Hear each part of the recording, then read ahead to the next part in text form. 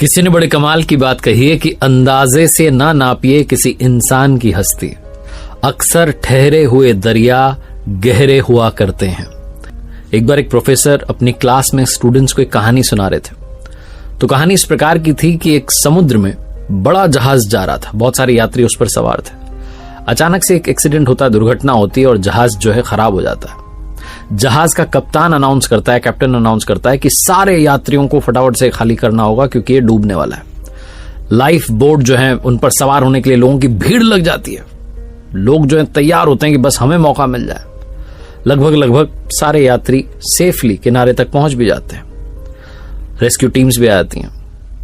लेकिन एक अंत समय आता है जब जहाज बस डूबने वाला होता है। सिर्फ एक ही लाइफ बोट बची होती है, लेकिन जहाज पर 2 व्यक्ति थे। एक कपल था, एक युगल जोड़ा था, पति पत्नी। पति जो था वो पत्नी को धक्का देता है, जहाज पर ही रोकता है और खुद कूद जाता है लाइफ बोट पर। और किनारे की तरफ जब जा रहा होता है, जब जहाज डूब रहा होता है, जिस पर वो पत्नी खड़ी होती है, वो चिल्लाती है और कहती है अपने पति से कुछ।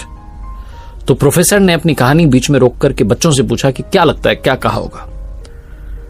तो सारे बच्चों ने कहा, मोस्टली ने जवाब दिया कि सर कहा होगा आई हेट यू, मैं तुमसे नफरत करती हूं, इतना प्यार किया तुमने धोखा दिया, ये हो। किसी ने कहा कि हो सकता है कहा हो कि तुम बड़े सेल्फिश हो, मतलब ही निकले हुए हो। एक बच्चा चुप रहा, बहुत सिंसियर लग रहा था। तो प्रोफेसर ने पूछा उससे कि आप चुप क्यों, आप बताइए क्या कहा होगा। तो उस बच्चे ने कहा कि हो सकता है पत्नी ने अपने पति से कहा हो कि हमारी संतान का ख्याल रखना। प्रोफेसर चौंक गए, उन्होंने कहा सही जवाब है, लेकिन तुम्हें कैसे पता, तुमने कहानी सुन रखी थी।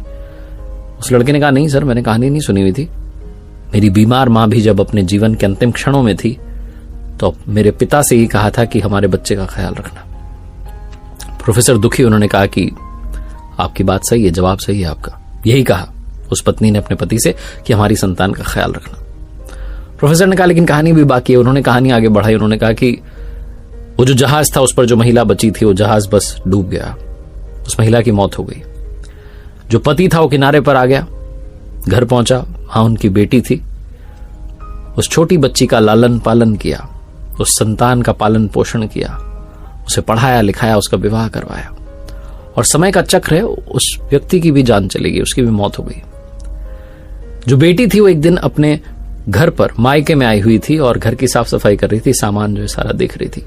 तब अलमीरा में उसे एक डायरी मिलती है जो कि उसके पिता की थी, और उस डायरी के अंतिम पेज पर लिखा हुआ था कि मुझे क्षमा करना, मैं उस समय समंदर में तुम्हारे साथ समाना चाहता था, लेकिन चाह करके भी ऐसा नहीं कर सका। मुझे कठोर निर्णय लेना पड़ा, हमारी संतान को पालना पोसना आवश्यक था, इसलिए मैंने तुम्हें वहीं छोड़ करके खुद की जान बचाना मुनासिब समझा।